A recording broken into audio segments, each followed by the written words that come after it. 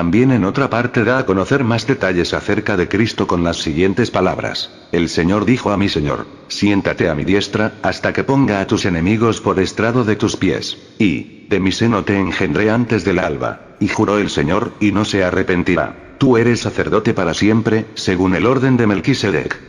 Y este Melquisedec es considerado en las Escrituras sacerdote del Dios Altísimo, pero sin haber sido designado con unción preparada, ni siquiera perteneciendo al linaje de la sucesión sacerdotal de los hebreos. Por esta razón nuestro Salvador es llamado con juramentos Cristo y sacerdote según el orden de Melquisedec, y no según el orden de los otros que rechazaron símbolos y figuras.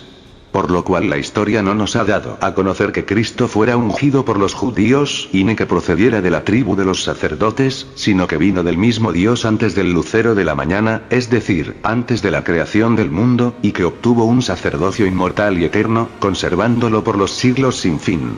La evidencia más clara e importante de su unción inmaterial y divina es que de todos los hombres de su tiempo y de los que han existido hasta hoy en toda la tierra, solo él es llamado y confesado como Cristo, y todos dan testimonio de él con este nombre, recordándolo así tanto los griegos como los bárbaros.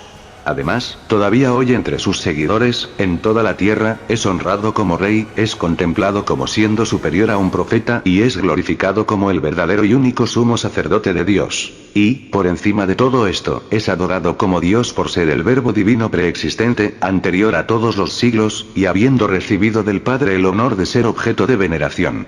Y lo más singular de todo es que los que estamos consagrados a Él no le honramos solamente con la voz o con los sonidos de nuestras palabras, sino con una completa disposición del alma, llegando incluso a preferir el martirio por su causa a nuestra propia vida.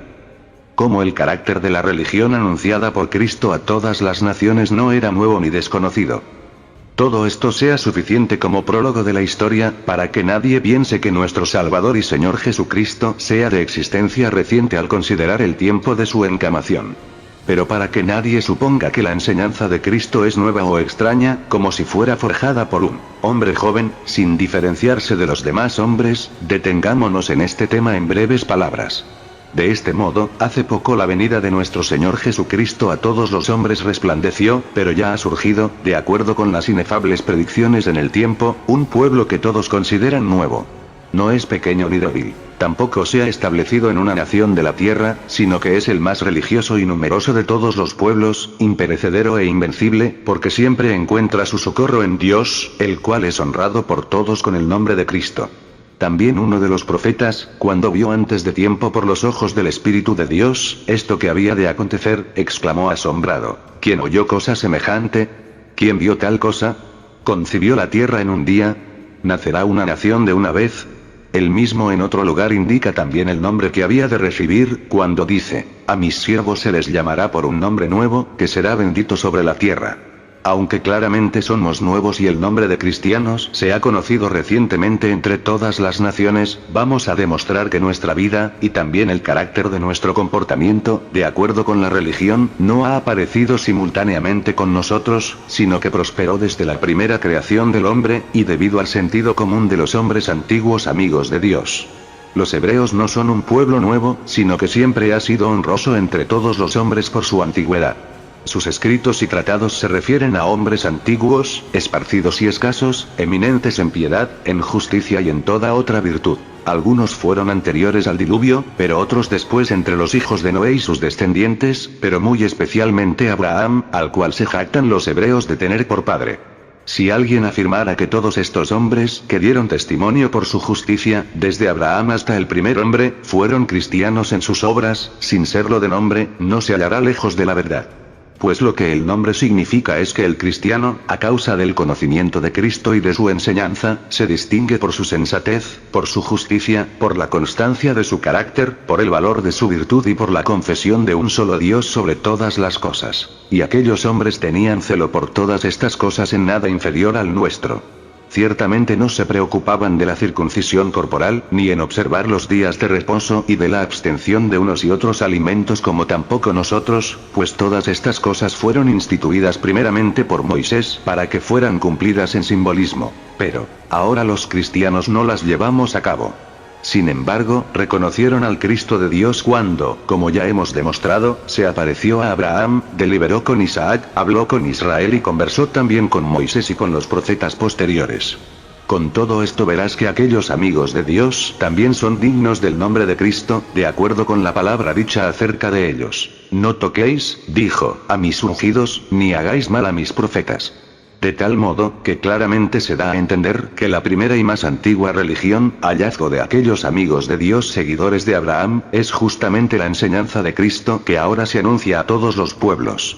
Pero aunque se diga que Abraham recibió el mandamiento de la circuncisión largo tiempo después, se debe recordar que enteramente ya fue dado testimonio de su justicia por la fe, así, creyó Abraham a Dios, y le fue contado por justicia. Siendo él justificado así antes de la circuncisión, Dios, este era el Cristo, el Verbo de Dios, se le apareció y le dio a conocer el oráculo acerca de los que habían de ser justificados del mismo modo posteriormente. A ellos les prometió como sigue: y serán benditas en ti todas las familias de la tierra, y habiendo de ser Abraham una nación grande y fuerte, y habiendo de ser benditas en él todas las naciones de la tierra. Por lo tanto, es justo creer que esto se ha cumplido en nosotros, pues él fue justificado por la fe en Cristo, el Verbo de Dios que se le apareció, y después de abandonar las supersticiones de sus padres y su previa vida extraviada, habiendo confesado que Dios es uno en todas las cosas, le sirvió con obras de virtud, pero no por las prácticas de la ley de Moisés que fue posterior, y también a él, tal como era, se lo anunció, que todas las tribus de la tierra y toda nación serían bendecidos en él. Y precisamente, en nuestros días, solo los cristianos por toda la tierra habitada practican aquella forma de religión de Abraham con los hechos, que son más radiantes que las palabras. De este modo, ¿qué obstáculo nos queda ya para no reconocer que el modo de vida y la religión de los que seguimos a Cristo son exactamente los mismos que los de los antiguos amigos de Dios? Por lo tanto, hemos demostrado que la religión que hemos recibido por la enseñanza de Cristo no es nueva ni extraña, sino que, hablando con claridad, es la primera, la única y la verdadera, sea esto suficiente. Sobre el tiempo en que Cristo se apareció a los hombres. Después de este preámbulo imprescindible para la composición de la historia eclesiástica propuesta por nosotros, proseguimos, como si emprendiéramos una travesía con la manifestación de nuestro Salvador en carne, tras invocar en nuestro auxilio, y para la veracidad de la exposición, al Dios Padre del Verbo y a su siervo Jesucristo, Salvador y Señor nuestro, el celestial Verbo de Dios.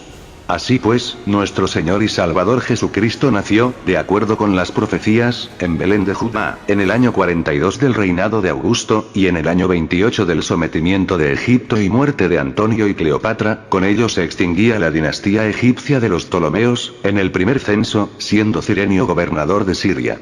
Flavio Josefo, el más insigne historiador judío, también recuerda este censo de Cirenio, y además se refiere a otros acontecimientos relativos a una secta de Galileos que surgió en aquel tiempo, la cual también menciona mucho Lucas en el libro de los Hechos de los Apóstoles. Después de este, se levantó Judas el Galileo, en los días del censo, y llevó en pos de sí a mucho pueblo. Pereció también él, y todos los que le obedecían fueron dispersados. De acuerdo con todo esto, el autor mencionado añade, en el libro 18 de sus Antigüedades, las siguientes palabras textualmente: pero Cirenio, miembro del Senado, después de pasar por todos los demás cargos, siendo un cónsul grande por su dignidad, vino a Siria con unos pocos hombres, enviado por César como juez de la nación y censor de los bienes. A continuación dice: pero Judas el Galaumita, de la ciudad de Gaula, tomando consigo al fariseo Sadoc, inició una revuelta arguyendo que el censo solo conducía a la esclavitud, y exhortaba al pueblo a preocuparse por la libertad, y él mismo escribe acerca de este tema, en la segunda historia de las guerras de los judíos, lo siguiente: entonces, un hombre galileo, llamado Judas, instigó a una revuelta a los habitantes del país, acusándoles porque se sometían al pago del tributo de los romanos y soportaban soberanos mortales después de Dios. Todo esto según Josefo. Como, según las profecías, cesó en tiempo de Cristo la línea de los primeros gobernadores de los judíos, y Herodes, el primer extranjero, fue su rey. Precisamente en el momento en que Herodes tomó el gobierno del pueblo judío, siendo el primer extranjero en ser nombrado para este cargo, se cumplió la profecía anunciada a Moisés, diciendo: no faltará jefe salido de Judá, ni legislador salido de sus muslos, hasta que llegue aquel para quien está reservado, a quien señala como esperanza de las naciones. En efecto, la predicción se mantuvo incumplida mientras pudieron gobernar los judíos, desde el principio con Moisés hasta el imperio de Augusto.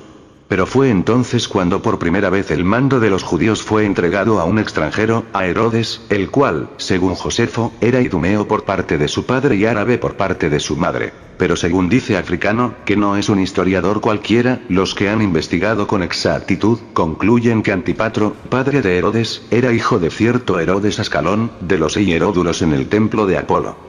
Este Anfipatro, cuando era niño, fue apresado por unos bandidos idumeos y vivió con ellos porque su padre, por su pobreza, no pudo pagar por él. Así es educado entre ellos, y posteriormente entabló amistad con Hircano, sumo sacerdote de los judíos.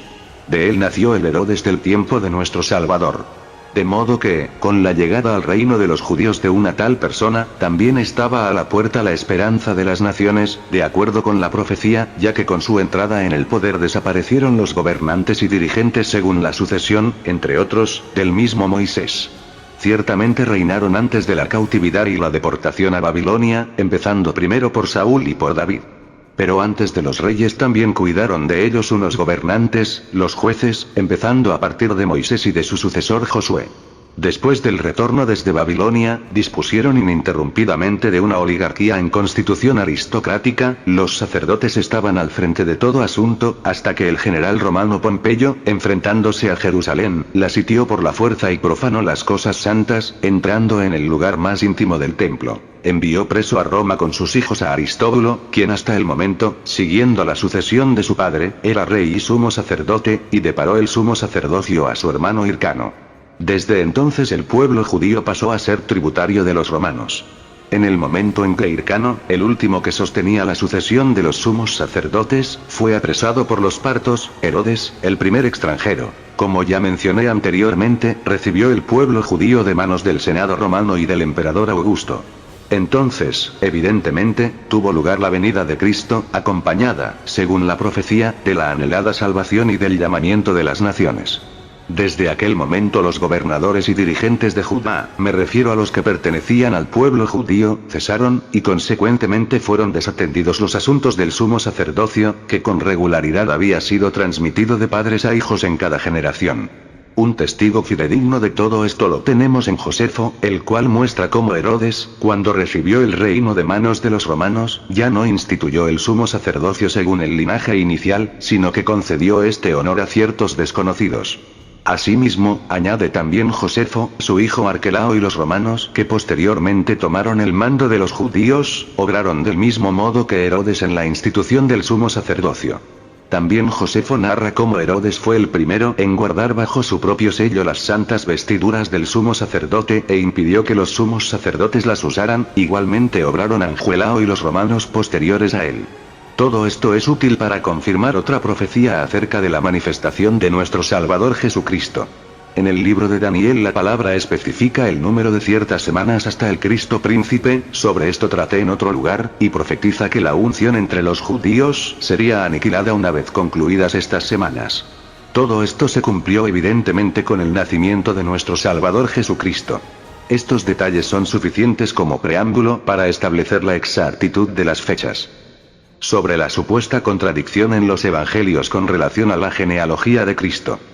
Debido a que Mateo y Lucas transmiten en los evangelios la genealogía de Cristo de diversos modos y muchos los consideran contradictorios, y por su parte cada creyente se ha afanado en inventar alguna explicación para justificarlos, nosotros aportamos a continuación la información que nos ha llegado, la cual Africano, el que ya hemos mencionado, recuerda a Arístides cuando le escribe una carta acerca de la unanimidad de la genealogía en los evangelios. Rechaza las opiniones de los demás como forzadas y falsas, y redacta la información que él ha recibido como sigue. Así pues, los nombres de las familias de Israel eran calculados o bien por naturaleza o bien por la ley. Por naturaleza, según la sucesión del nacimiento legítimo. Pero se realzaba según la ley cuando alguien engendraba un hijo en favor de un hermano muerto sin descendencia, pues como todavía no habían recibido la esperanza clara de la resurrección, imitaban la prometida resurrección que había de venir con lo mortal, para perpetuar el nombre del difunto. En consecuencia, los que se hallan en esta genealogía son tanto los que se sucedieron legítimamente de padres a hijos, como los que fueron engendrados con el nombre de otros, y se hace memoria por igual de ambos, de los engendrados y de los que representa que lo han sido.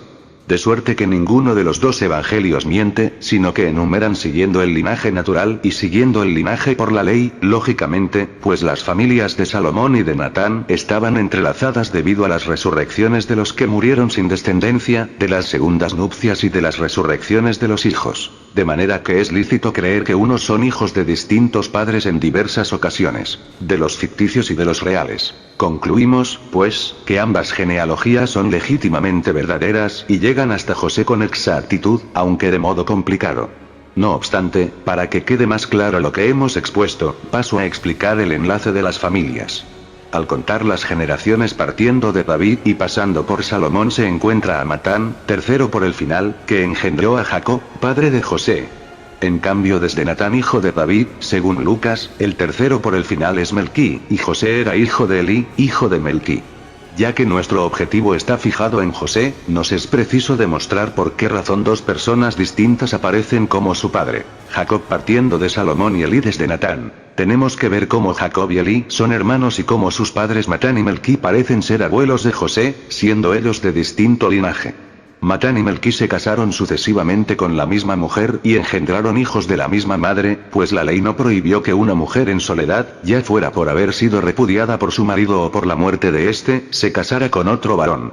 Por consiguiente, de esta, que es el nombre de la mujer según la tradición, en primer lugar Matán, de la familia de Salomón, engendró a Jacob, pero cuando él murió, Melquí, de la familia de Natán, se casó con la viuda, que, como ya dijimos, era de otra familia pero de la misma tribu. Este tuvo un hijo, Elí. Así Jacob y Elí son hermanos de la misma madre a pesar de pertenecer a distintas familias. Uno de ellos, Jacob, muere sin hijos, y su hermano Elí, tomando la mujer de Jacob, engendró de ella un tercer hijo, José. Este es por naturaleza de Elí, y según el texto que está escrito, y Jacob engendró a José. Pero según la ley era hijo de Elí, pues Jacob, siendo su hermano, le levantó simiente. Por lo cual su genealogía no será invalidada. El evangelista Mateo hace el recuento como sigue. Jacob engendró a José. Pero Lucas, en orden inverso, el cual era, también añade esto de José, hijo de Elí, hijo de Melquí. No podía expresar con mayor precisión el nacimiento según la ley. Va siguiendo hasta Adán, hijo de Dios y suprime el engendró, hasta el final, al tratar de este tipo de paternidad. Esto no son conjeturas sin fundamento, pues los padres según la carne de nuestro Salvador, ya sea por aparentar, ya sea simplemente por enseñar siempre siendo sinceros, nos entregaron también lo siguiente. Unos bandidos idumeos asaltaron Escolán, ciudad de Palestina, y se llevaron preso, junto con otros despojos del templo de Apolo, erigido entre los muros, a Antipatro, hijo de un tal Herodes, hiriéndolo. Pero siéndole imposible al sacerdote satisfacer el precio del rescate por su hijo, Antipatro fue criado en las costumbres de los idumeos, y posteriormente entabló amistad con Hircano, el sacerdote de Judea. Fue embajador a Pompeyo en nombre de Hircano, para el que liberó el reino asolado por su hermano Aristóbulo. Pero él mismo fue afortunado, pues consiguió ser epimeletes de Palestina. Mas a Antipatro, asesinado por envidia de sus abundantes y buenos éxitos, le sucedió el hijo de Herodes, quien posteriormente fue escogido para reinar sobre los judíos por decreto de Antonio y del senador Augusto. Herodes y los demás tetrarcas fueron hijos suyos. En verdad, todos los detalles concuerdan con la historia de los griegos. Ahora bien, como que todas las familias hebreas se hallaban registradas en los archivos, incluyendo los prosélitos como Achior el amonita, Ruth la moabita y los egipcios que partieron juntamente con los hebreos, Herodes, al no estar en nada relacionado con la raza de los israelitas y acuciado por su origen oscuro, mandó quemar todos los registros de las familias, pensando que él parecería un noble si tampoco otros podían trazar sus linajes con documentos oficiales, hasta los patriarcas, o los prosélitos, o los llamados Geyoras, extranjeros mezclados. Pero unos pocos meticulosos se jactaban de su linaje, preservado por tener registros privados, donde figuraban los nombres, o simplemente por poseer alguna copia. Entre estos se encontraban los que antes mencionamos, los llamados Desposino y por su relación con el linaje de nuestro Salvador. Estos expusieron la genealogía que hemos propuesto nosotros desde el libro de los días, hasta donde llegaron, visitando las aldeas judías de Nazaret y Locoba y el resto de la tierra. Sea como fuere, no se puede encontrar explicación más clara que esta y por esta razón yo lo creo. Asimismo toda persona bondadosa. Y a pesar de no estar atestiguada, cuidémonos de ella, porque una más consistente no puede explicarse. De todos modos, el Evangelio es totalmente verdadero. Y al final de la misma carta expone lo siguiente: Matán, del linaje de Salomón, engendró a Jacob. Pero una vez muerto Matán y Melquí, del linaje de Natán, engendró a Elí de la mujer de su hermano. De este modo Elí y Jacob son hermanos de la misma madre. Al morir Elí sin hijos, Jacob le levantó simiente, y nació José, su hijo por naturaleza, pero Elí según la ley. En consecuencia, José era hijo de ambos. Hasta aquí, africano. Una vez trazada la genealogía de José, también se puede mostrar que María era de su misma línea, pues según la ley de Moisés era ilícito entremezclar las distintas tribus y se ordenaba unir en matrimonio con uno del mismo pueblo y de la misma tribu, para que la heredad de la familia no pasara de una tribu a otra. Todo esto sea suficiente para este asunto. De la maquinación de Herodes contra los niños, y de la catástrofe que le sobrevino. Así pues, al nacer Cristo, de acuerdo con las profecías, en Belén de Judea en el tiempo indicado, los magos de Oriente consultaron a Herodes acerca del lugar donde se hallara el nacido rey de los judíos, pues habían visto su estrella y esta era la razón de su viaje: adorar al recién nacido como a Dios. Pero él fue trastornado en gran manera, pensando que su poder peligraba y aprendiendo de los maestros de la ley entre el pueblo en qué lugar esperaban que naciera el Cristo. Cuando supo que la profecía de Micueas predecía que había de ser en Belén, mandó matar, por decreto, a todos los niños de pecho en Belén, y en todo lugar a los niños de 2 o menos años, según el tiempo que los magos le comunicaron, con la intención de matar también a Jesús entre todos los de su misma edad.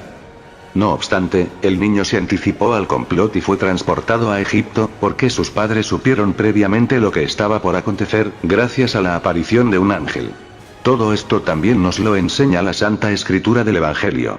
Pero, además, también merece la pena considerar el pago que recibió Herodes por su audacia contra Cristo y los niños de su edad. Como inmediatamente después, aún estando en vida, lo persiguió la justicia divina, mostrándole el principio de lo que le sobrevendría después de su partida. Nos es imposible enumerar con detalle en esta obra de qué modo oscureció el supuesto esplendor de su reino con las sucesivas desgracias familiares, los asesinatos de su esposa, de sus hijos, sus parientes más allegados y de sus mejores amigos. Con todo esto, cualquier idea acerca de estas calamidades sobrepasa a toda representación trágica. Josefo las explica extensamente en su historia acerca de Herodes.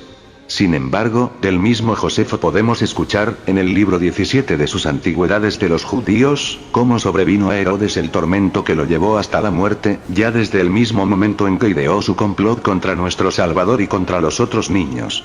Describe la catástrofe de su vida con las siguientes palabras: la enfermedad de Herodes iba creciendo más y más amarga. Dios aplicaba la justicia a sus crímenes. Pues ciertamente era un fuego débil, de modo que no mostraba a los que lo tocaban la inflamación que en el interior aumentaba su quebranto. Además, un espantoso deseo de tomar algo, sin existir nada que pudiese ayudarle, y llagas en los intestinos con grandes dolores, especialmente en el colon, y una inflamación húmeda y ardiente en los pies.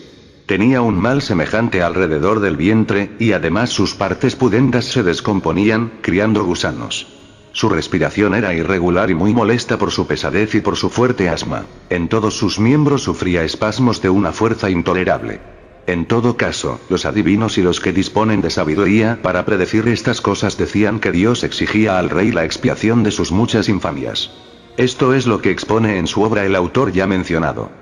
Y en el libro segundo de sus Guerras de los Judíos, describe algo semejante como sigue: desde entonces la enfermedad, habiéndose apoderado de todo su cuerpo, le destruía con fuertes dolores. La fiebre era ciertamente suave, pero el escozor era insoportable por todo el cuerpo. Los dolores permanentes en el colon, los edemas en los pies como un hidrópico y la inflamación del vientre y la degeneración agusanada de sus partes pudendas, y además el asma, la disnea y los espasmos en todos sus miembros. Hasta el extremo de que los adivinos comentaban que la enfermedad era un castigo. Pero él, luchando con las enfermedades, seguía aferrándose a la vida y con la esperanza de la salvación imaginaba curaciones. Por ejemplo, habiendo cruzado el Jordán, usó las aguas termales de Caliroe, las cuales van a dar al mar del asfalto, y al ser dulces son potables. Allí los médicos creyeron conveniente calentar en una bañera llena de aceite su cuerpo debilitado. Cerró los ojos y se volvió como desfallecido. Entonces, con el gran tumulto de sus criados, volvió en sí a su desgracia, pero en adelante perdió toda esperanza de salvación y ordenó que se dieran 50 dracmas a los soldados y mucho dinero a los jefes y amigos. Luego volvió a Jericó muy melancólico y cercano a la muerte. Pero decidió planear una acción criminal. Mandó encerrar en el hipódromo a todos los hombres ilustres de cada aldea de Judea, después de haberles convocado él mismo. Poco después mandó llamar a su hermana Salomé y a Alejandro su esposo y les dijo así: yo sé que los judíos festejarán mi muerte, pero si vosotros tenéis a bien llevar a cabo mis órdenes, puedo ser llorado por todos y tener un funeral glorioso. Cercad con los soldados a estos hombres que yo tengo custodiados, y en el preciso momento en que yo muera, inmediatamente matadles para que toda Judea y cada casa llore por mí a pesar suyo. Más adelante añade: posteriormente, y acosado por el hambre y con la tos espasmódica y entristecido por tantos dolores, ansiaba anticipar su suerte. Por esto, tomando una manzana, pidió también un cuchillo, tenía la costumbre de cortarla para comérsela. Entonces, mirando alrededor y cerciorándose de que no se hallaba allí nadie para impedírselo, levantó la diestra como para herirse. El mismo escritor añade que poco antes del final de su vida Herodes mandó matar a otro hijo legítimo suyo, el tercero después de los dos que ya habían sido muertos anteriormente, e inmediatamente, entre grandes sufrimientos, pereció. De este modo, ciertamente tuvo lugar el final de Herodes, castigo justo por la matanza de los niños en Belén y por el complot en contra de nuestro Salvador. A continuación un ángel vino a José en sueños en Egipto y le ordenó marchar con el niño y su madre a Judea, informándole que los que buscaban la muerte del niño ya habían muerto. Y el evangelista añade: pero oyendo que Arquelao reinaba en Judea en lugar de Herodes su padre, tuvo temor de ir allá. Pero, avisado por revelación en sueños, se fue a la región de Galilea. Acerca de los tiempos de Pilato. La toma de poder de Arquelao en sucesión de Herodes, también está atestiguada por el historiador que ya hemos mencionado anteriormente, y asimismo también describe cómo tomó el reino de los judíos, en sucesión, por orden del testamento de Herodes su padre y por la resolución de César Augusto, y cómo, cesando al cabo de 10 años, se ocuparon de sus tetrarquías sus hermanos Felipe y Herodes el joven, juntamente con Lisanías. También Josefo, en el libro 18 de sus Antigüedades, da a entender que en el año 12 del reinado de Tiberio, después este accedió a todo el mando, al final de los 57 años que lo ostentó Augusto. Poncio Pilato recibió Judea y permaneció en el poder 10 años completos, casi hasta la muerte de Tiberio. Con ello queda evidentemente refutada la ficción acerca de nuestro Salvador, de unas memorias que se han extendido recientemente, en las que las fechas establecidas denunciaban su falsedad.